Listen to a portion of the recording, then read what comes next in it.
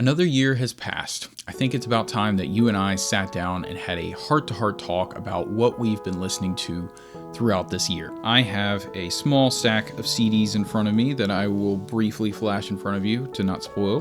Frankly, I really enjoyed 2025 and I hope you did too. I think one of the brightest spots for me had to be the music. Progressive metal in general was just a really good year straight from the get-go. Not that any of the other ones have been bad, but I was especially excited about this one, so I'm glad you are all gathered here today. We will be starting with number 25 as always to build suspense, but I'd like to throw a few honorable mentions into the fray. The only unfortunate part about it being 2025 is that I have to pick only 25 albums, so some of them have to be culled. One of them being a new Jethro Tull album in 2025, believe it or not. I think they've actually matured in a really impressive way. Obviously, it doesn't have the angsty draw that their original albums did, but it was a pleasant listen, and I'd recommend it to anyone who claims to be a fan of anything progressive.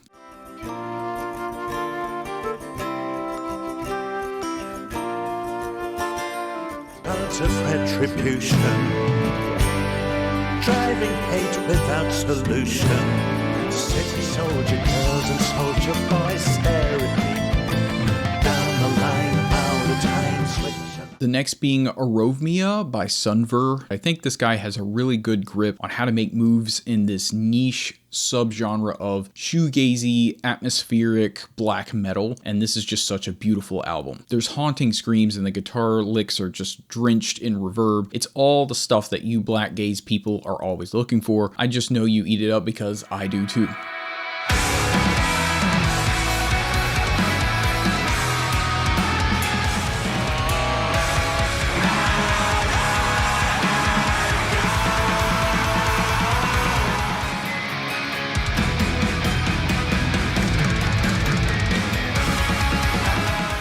Patristic released Catechesis this year, and it's just so raw and it feels so black metal, but it also feels extremely sludgy and heavy in a lot of ways. Another band that not enough people are talking about, you included, so go listen to that.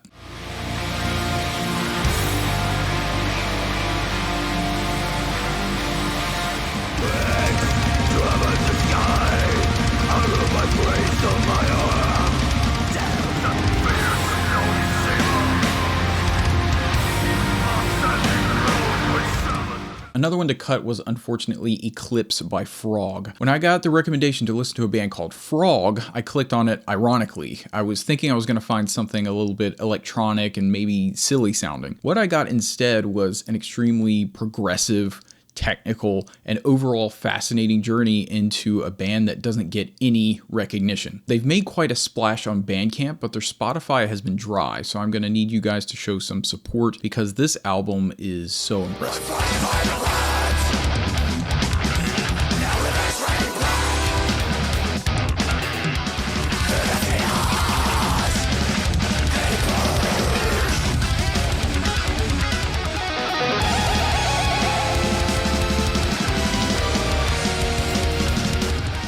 Something I didn't find out until recently is that Neptunian Maximalism also dropped an album this year. At over 90 minutes long, this can definitely be a slog, but it is just as experimental as always and almost treads into doom territory with how heavy this is. As you remember, I talked about them in my introduction to jazz, spelled with a D, so go check that out if you haven't.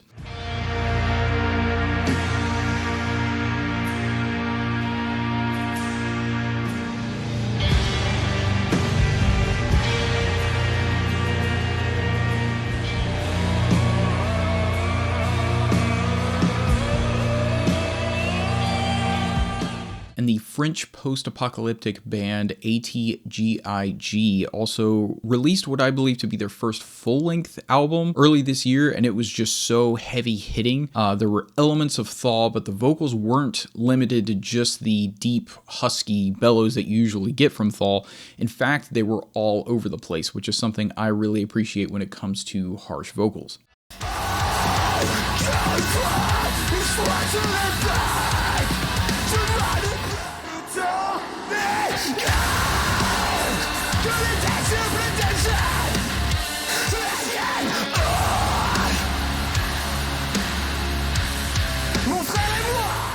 Astronoid released an album, and I did not even know it until very recently. Very, very closely almost hit the top 25 because I love Astronoid. It's just got these really poppy, beautiful vocals that are going over top of, things like blast beats and heavy guitars, but always in a major key and bringing this very happy feeling.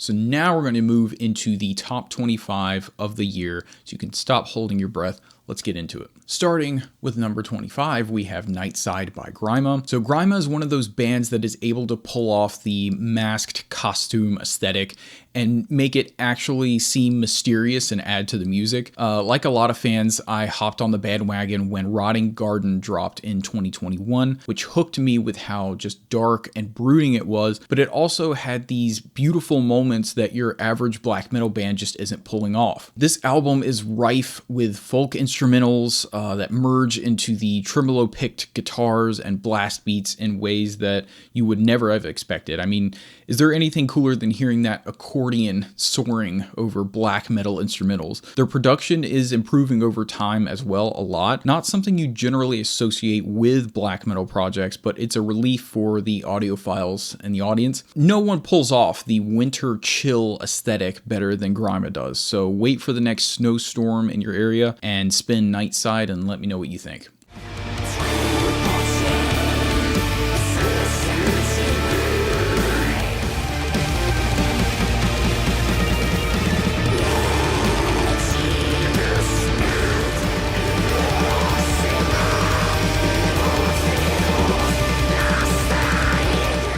Just like that, I Disappear Entirely by Sold Soul. Sold Soul actually backs off from their usual heaviness with this album and delivers something totally unexpected for me. Their last album, I Hope We Make It Out of This Alive, was a brutally heavy, gothic-inspired deathcore album with some blackened elements that I absolutely loved. The follow-up, 3 years later, still brings all of this to the table, but brought a softer side that I honestly wasn't really prepared for. While the band would probably take offense to this, I heard a lot of clean vocal similarities to Sleep Token in this album, this deep voice that frankly stuck out to me like a sore thumb. I think the band excels with the heaviest and blackened that they can do, but the cleaner they go, the more I think they tend to fall into line next to a lot of bands that I don't think they should really be next to. There were some great moments and some heavy riffs as always though.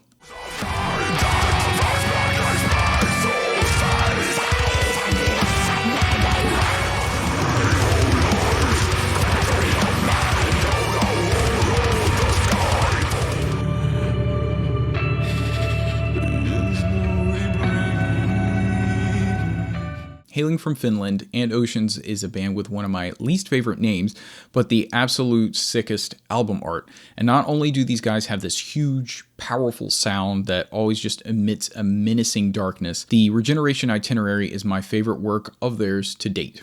This to me is their most complete work. The drumming is as insane as always. It's like blast beats if they were played by an octopus. The symphonic elements really carve out a more emotional experience that's increased tenfold by how passionate the harsh vocals are. The song Towards the Absence of Light is a prime example with just how tragic and wailing the vocals are, and the lyrics are artfully descriptive. Also, there are synths which I normally have a love-hate relationship with, but not on this album. They are woven seamlessly into the fabric of every composition, and they sit perfectly in the mix. This is such an interesting band, and I'm curious to see how this album continues to mature over time, both in the public eye and in my own listening.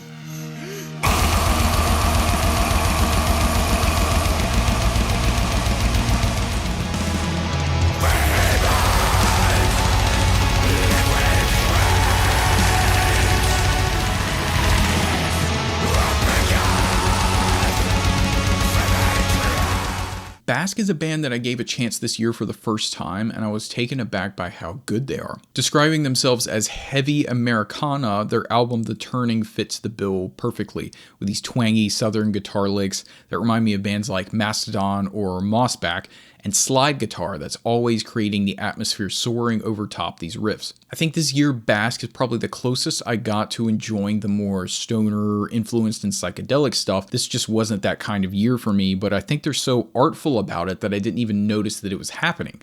And the thing is, this band is perfectly accessible for the average music listener, I'd say. If you have a friend looking for creative metal bands that aren't going to be weird or intimidating, this band is going to check all the boxes for them, especially if they came from a more country or bluegrass background. They're going to feel right at home.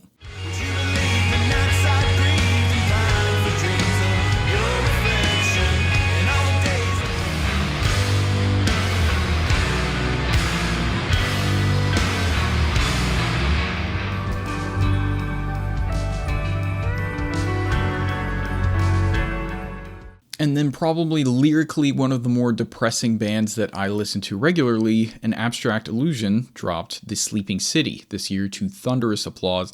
I mean, it felt like every Discord was popping talking about this album. While this album feels certainly heavier than their previous release, Woe, from 2022, the Swedes haven't lost their tragic flair. I mean, go listen to the build-up at the end of the song Emmet, which is just wailing, intermittently mixed with deep growls, all while these instrumentals pull and drive you forward. The synths were a bit cheesy at times, but never off-putting, especially in the more atmospheric track Frostflower, which I think was my favorite from the album. These guys don't have any qualms with making really beautiful ambience and having it driven home by the heaviness later on.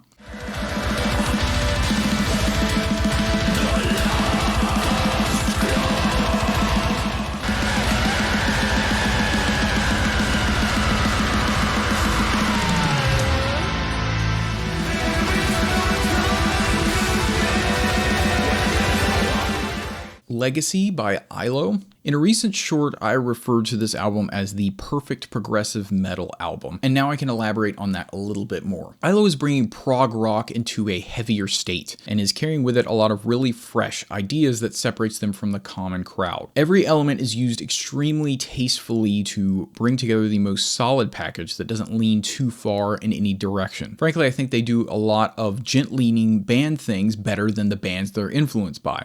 I heard some moments of Tesseract that were done so well but managed to become more interesting and fresh sounding, like the title track, which starts slowly but builds into this really climatic and epic finish, and a really well done guitar solo that danced in and out of key but made it sound so perfectly integrated. I honestly wish we had more guitar solos like the ones on this album. Phil Monroe did an excellent job with producing and composing all of these songs. There are these beautiful ambient moments that help to break up the intensity and give your ears a break. While their first album, Union, made a huge splash for a debut album, I think this was the perfect follow-up to that and was able to push forward without abandoning their origins.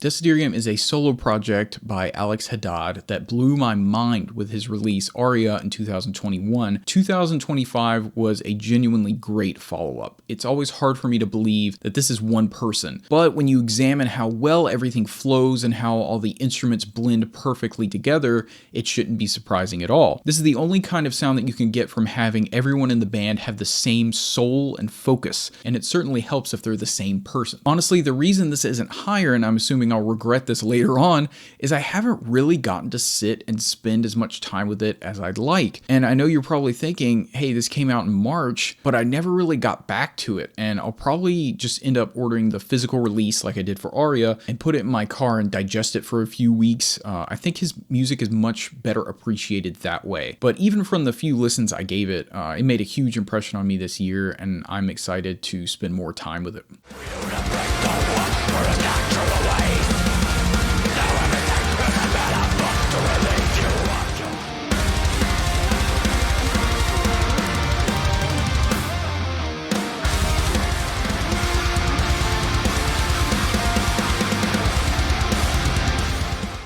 Feel the Everblack Festering Within Me by Lorna Shore. I've seen a lot of negativity about Lorna Shore recently, and most of it is regarding the production, which was done by Josh Schroeder, who also did one of my favorite albums this year that I won't spoil yet. I think the production suits this album because it's supposed to be this really big, over-the-top sound, but I will say, I think my problem with the album was the compositions, actually, of the songs kind of threw me off. There were a lot more major keys and hopeful chord progressions that genuinely threw me off, and I'm not opposed to that, of course, because I love bands like Astronoid, but personally, I'm a big fan of this blackened deathcore when it sounds extra blackened and extra deathy. So bands like Mental Cruelty and Immortal Disfigurement, they're masters of this, and you guys know I did a video series on this, so you can go check that out. But Will Ramos did some very beautiful vocal performances. As usual, you know, a lot of them gave me chills, but I think there just could have been more complexity to the orchestral arrangements as well, mostly in the chord progressions and the melodies. However, the songs Death Can Take Me and War Machine towards the end of the album gave me what I was looking for. So I have no doubt that they can still pull this stuff off.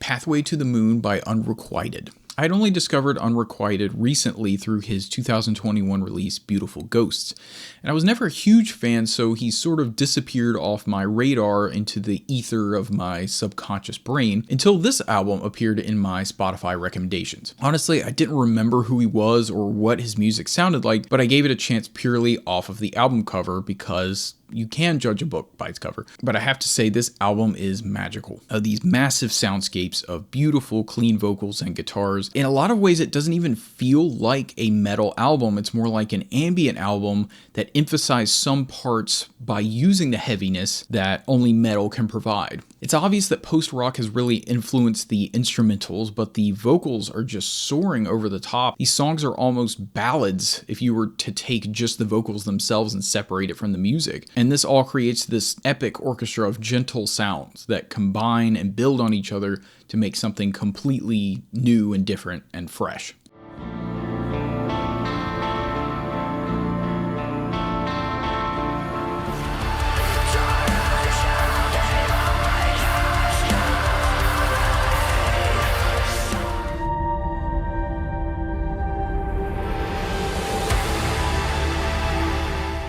And next up is Surviving by Horror of Pestilence. Speaking of a band that did pull off the technical, blackened death metal sound this year and pulled off a really dark package, Surviving by Horror of Pestilence really rocked my world. Features like Kyle Schaefer from Fallujah and Robin Stone on drums. Turns out this is a Chinese deathcore project that I have such a hard time finding information about. They have these huge symphonic elements and blazingly intense songs that are sinister beyond belief. For me, this album filled the holes that Sold Soul and Lorna Shore normally would have, and I really wish there was a physical release because I would absolutely buy it in a heartbeat, but I'm sure the shipping would probably cost my firstborn. They're definitely one of the more underrated bands in the genre, but I think if they keep churning out high quality music like this, it's going to be extremely hard to ignore them.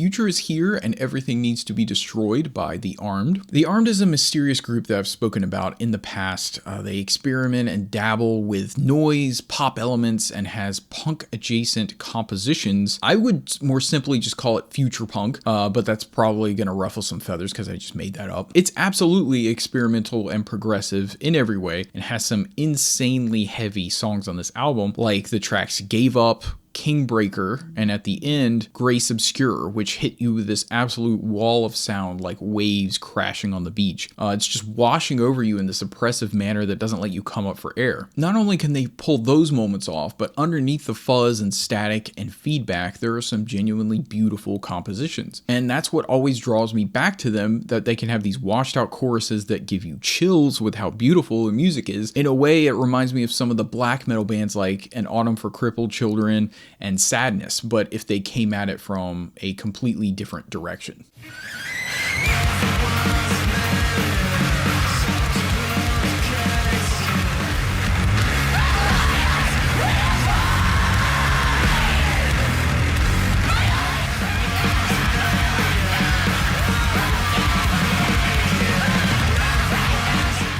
Solastalgia by Heretoir, post-black metal of the melancholy variety, as if there's any other kind. Solastalgia was on repeat for me this year. A lot of post-metal can lean into the repetition and droning elements, and this album does a really good job of having these slower ambient parts always building into something exciting and stimulating for the listener. A lot of their compositions don't really feel like metal. In fact, I'd say this feels more like post-rock that has vocals and happens to be really heavy at times. The vocals are soaring, haunting, and use harsh vocals as an addition to what was already beautiful, and they create these really chilling moments in songs like Dream Gatherer, Inertia, and the ending of the song Burial. They were always just out of my radar, and I honestly listened to this one out of curiosity, but this album almost instantly made me a new fan. I think this is one of those albums that you have to listen to all the way through. I know you hear people say that, you probably don't believe them. Believe me with this one, because as individual songs, they are great, but as an album, it makes complete sense. It's something that should be running sort of in the background while you're thinking about something else, and then things will pop out to you, and it's a really beautiful experience.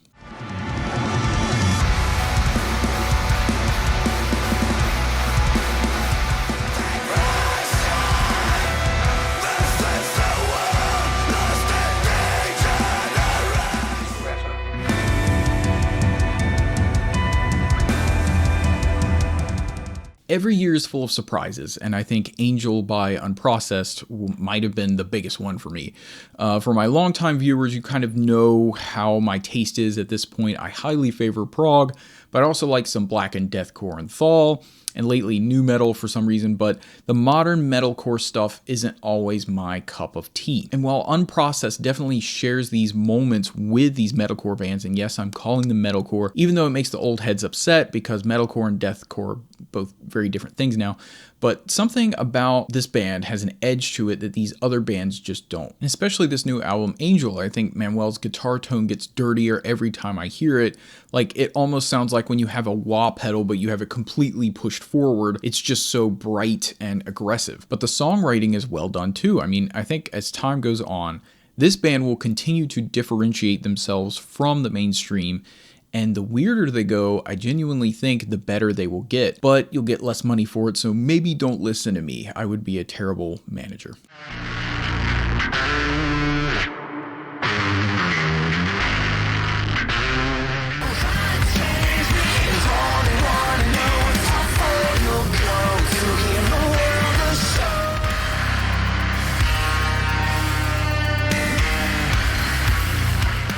The Blue Nowhere by Between the Buried and Me. Following up Colors 2, which came out in 2021, and frankly never really gripped me like some of the past projects had, I think The Blue Nowhere was a brilliant return to form for Between the Buried and Me. With what feels like their most experimental release in a long time, it really gives the impression that they took the gloves off for this one and just started swinging wildly in every direction. It's definitely not the heaviest overall album, although some moments in God Terror and Slow Paranoia are very powerful, but you can definitely hear the progression they've gone through from the examination of their past albums. Of course, they're always going to have more abstract moments that drift heavily into circus and classical sensibilities, and I love these parts so much, and I know you guys do too. Although I wouldn't blame any band for doing it, I'm glad that these guys have never betrayed themselves. It's great that they haven't tried to morph themselves to become a more mainstream entity, and they are comfortable just being the titans of this very specific subgenre. And judging by the interviews they've done recently, I don't think that's going to change, because Dan Briggs will never betray his love for old school progressive rock. Heretoir.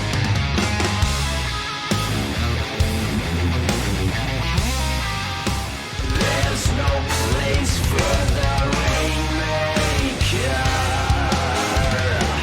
Light shining off beyond the water's edge. Dreams of Being Dust by The World is a Beautiful Place, and I Am No Longer Afraid to Die. Anyone who knows this band and perhaps missed this release, you're probably wondering why this band would be put under a title with the term progressive metal in it. And I have some crazy news. The World is a Beautiful Place and I'm Not Afraid to Die is a band known mostly for their, well, frankly, for their really long name, but they're typically recognized as a sort of indie rock band with emo tendencies and post-rock instrumental leanings, which melded together create this genuine, emotional, and almost intimate rock group that were never afraid to experiment. And this most recent album, Dreams of Being Dust, single-handedly proves that by being a powerful, heavy experience that takes so many chances. It feels fresh and riveting in ways that doesn't feel at all like a 15-year-old band. This is the kind of innovation that a band would put out for their first album and then never capture that lightning in a bottle again. I mean, the closest thing I can compare it to is the project called Orbs with Adam Fisher and Dan Briggs.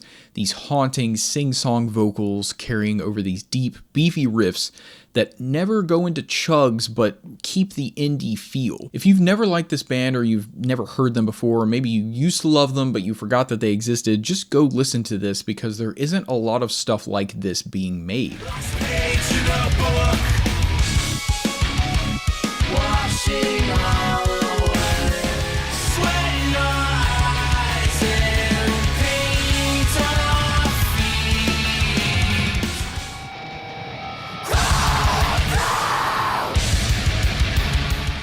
Now entering into the top 10, we have Zenotaph by Fallujah. I've actually categorized 2025 as the year that I understand Fallujah.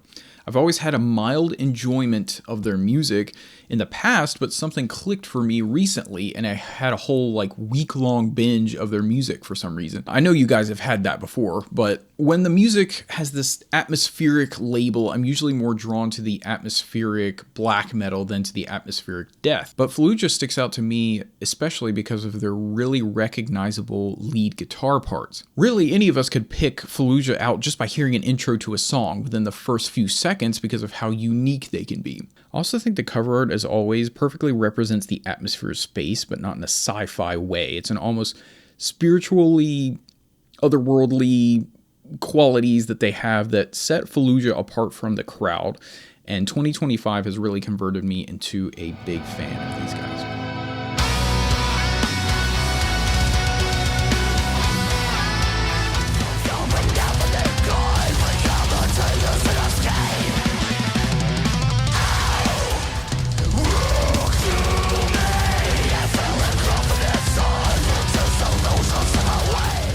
Number 9, Alunia by Kardashev. Speaking of atmospheric, these guys made my favorite album of 2022, Liminal Right.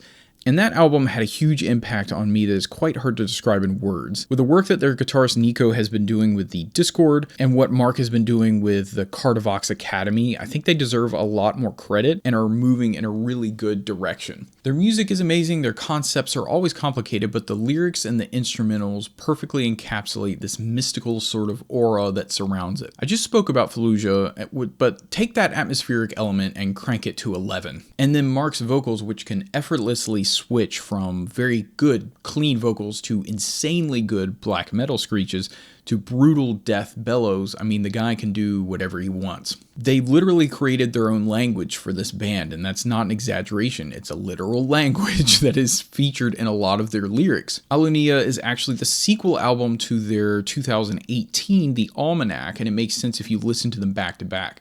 I love concept albums, I love Death Gaze, and I love Kardashev, so go give them a listen. You are function and form.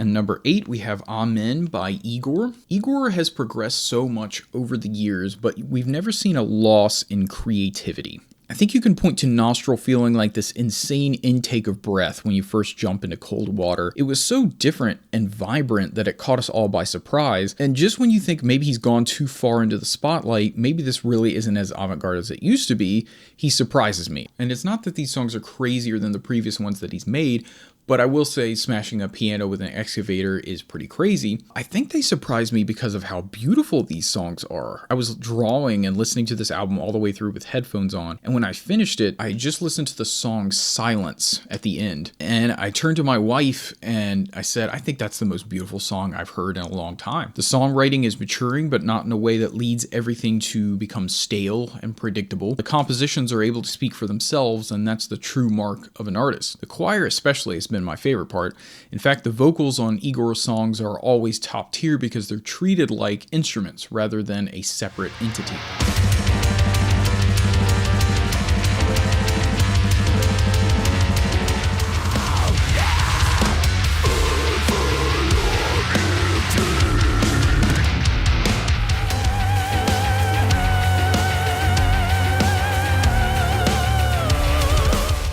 Coming in at number 7, we have I Don't Want to See You in Heaven by the Callous Dowboys. I talk a lot about what defines things as being progressive. Last year I talked about avant-garde being the next step because prog has kind of developed a meta, and I still kind of hold on to that, but I think the Callous Dowboys have given me a run for my money. At just under an hour, this album has more twists and turns than you could imagine, but it's all just so absurd. I know that's the point, but there's really a genuine seriousness to all of their music, and you can tell there's a passion behind it, but there's also this humorous grin that is ever present, and not even the tongue-in-cheek variety. They're just very in your face about it. Closing song is called Country Song in Reverse, and man, that just absolutely builds into something really beautiful. And then Douchebag Safari is extremely heavy and carried me through a ton of gym sessions this year. Genuinely catchy songs with some great choruses, but they're not afraid to melt your face with some heaviness. If you're someone who gets bored easily, I would say go give this band a shot.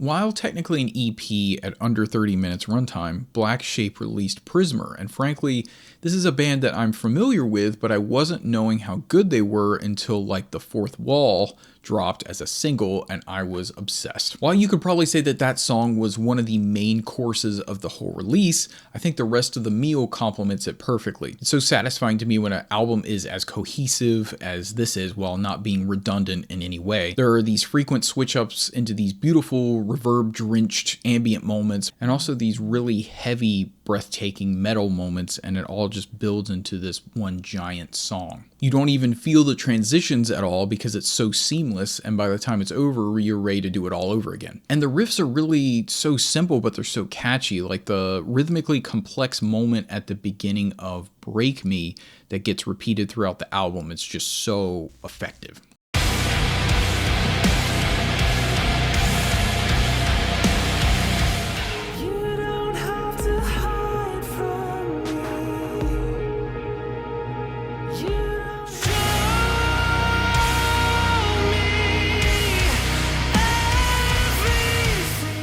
Chapter 1 by You, another band with an extremely bright future that made a big splash in 2025, and this was their debut album. You is an online collaboration that's been releasing singles throughout 2024, but put it all together this year, and it did not disappoint. What always draws me to thall specifically out of the entirety of modern deathcore is its ability to have these ambient, moody moments that string together these songs, and You is no different. There are these dark guitars drenched in reverb trails which last so long it feels like you're descending into these giant looming caverns. The vocals from Anthony Gainey, from North Carolina, by the way, we stay winning. They're just so powerful and menacing. It's obvious that they're very influenced by the next band I'm about to talk about, but at this point, who isn't? But I think they're bringing something special to the table, and they aren't just a clone that a lot of thall bands tend to be. I can't tell if I'm the one who's listening to all this atmospheric stuff, or if everything is becoming more atmospheric, but something's definitely going on here, and it's not me, and I'm completely here for it.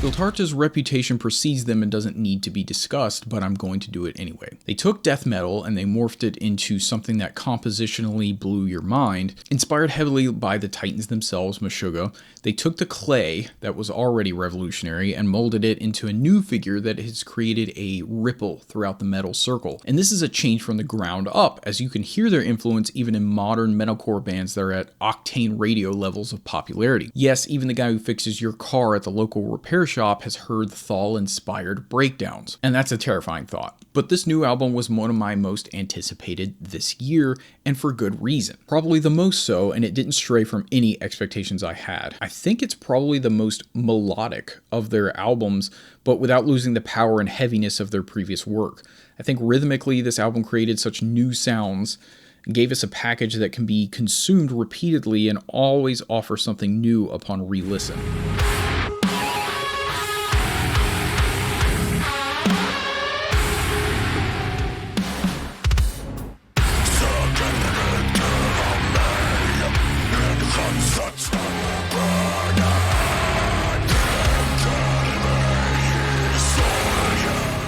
Ascension by Mirar. Last year doesn't feel really that long ago. It feels like just yesterday I was talking about how big of a splash Mirar made in 2024, and the fact that their album technically ended up coming out in 2025 doesn't change a thing. I've already gotten some hate for posting a lot of thall related stuff recently because apparently a lot of prog people don't like thall. And honestly, that makes a lot of sense to me. I mean, prog can lean into this more neoclassical and technical mindset where virtuosity is rewarded, but thall is the complete opposite of that in a lot of ways. Thall can come close to electronic music with how overproduced and noisy it can be, but frankly, I'm here for it. And I think it's something that will be integrated seamlessly into the genre over time to a point where you won't even notice it. I talk about this in my guide to thall, but for here right now, I'm going to say Mirar is the most creative act in the game right now. I think Mirar is the most creative thall act in the game right now. And yeah, I'm really saying that.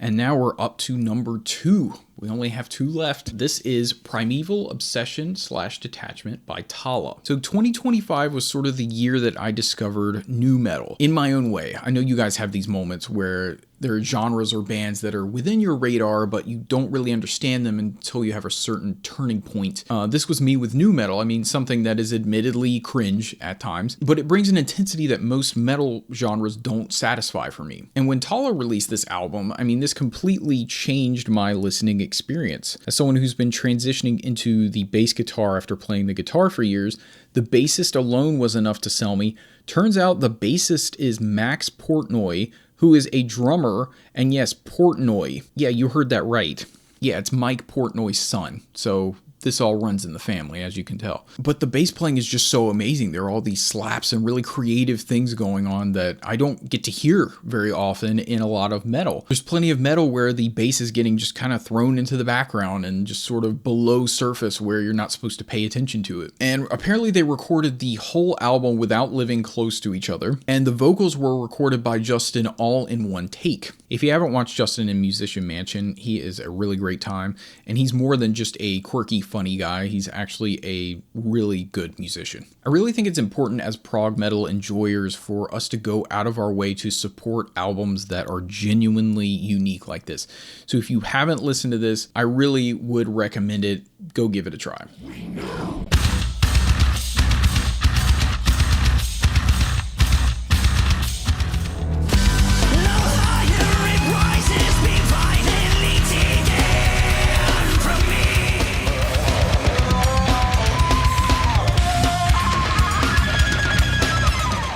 And now we have my number 1 album of the year, Lonely People with Power by Deafheaven. My top Spotify artist for the year was Deafheaven, by a long shot, and it didn't surprise me at all. My initial love for this band started, as most did, when they broke boundaries by releasing Sunbather, which stole from shoegaze and black metal, much to the chagrin of both of those genres, who immediately hated it and sought to destroy everything that it was becoming. And that to me was the sign that something revolutionary was occurring. And to this day, Deafheaven remains one of my favorite bands, but I have stipulations. First of all, they're experts at giving you this emotional, nostalgic feeling music.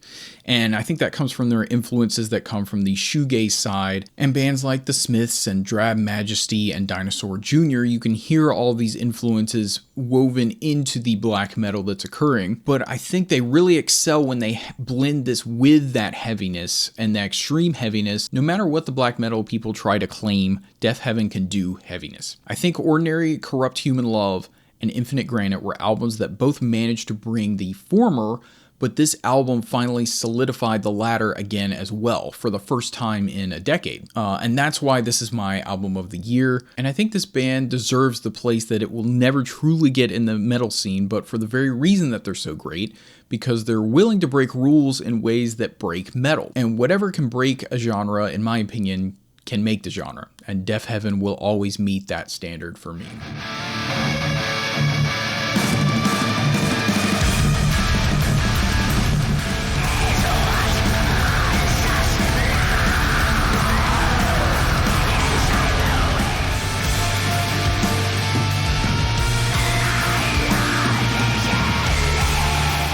And that's 2025. I mean, can you see why I was so excited? This year to me felt like the young upstarts got their chance. Sure, Deafheaven was there between The Buried and Me and Oceans, but it really felt like a transitioning era for a lot of younger bands out there. I mean, I recently made a response to Rick Beato talking about how people think metal is dying, but I'm gonna say the same thing that I said in that video.